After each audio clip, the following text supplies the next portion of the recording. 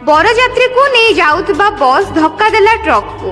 दुखद भावे यह दुर्घटना रे जड़े मृत और 5 जन गुरुतर अवस्था चिकित्साधीन अछंती।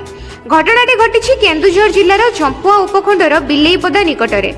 सूचना अनुसार बरयात्री बस टी गत राति रे एक विवाह अनुष्ठान पर जाउथबा बेले यह दुर्घटना घटिथिला। बस टी अति गति रे चलीथिबा समय रे सामना रे जाउथबा एक ट्रक को धक्का मारिथिला। धक्काटी एते भयावह थिला जे बस रो आग भाग संपूर्ण चूर्ण विचूर्ण हो जाइथिला। एही दुर्घटना रे बस रो हेल्पर व्यक्ति को मृत्यु घटिछि। तांको शरीर गुरुतर भावे आघात लागिथिला। अन्यपटे बस रे थिबा 5 जन व्यक्ति गुरुतर आहत होइतिबा जणा पड़िछि। सेमाने केन्दुझर जिला मुख्य चिकित्सालय रे चिकित्साधीन अछंती। घटना पर स्थानीय लोके आहत को उद्धार करी हॉस्पिटल पठाइथिले। जड़ा थाना पुलिस घटनास्थल को पहुंची दुर्घटनास्थल को निरीक्षण करिसंती। ट्रक और बस को जबत करा जायछि।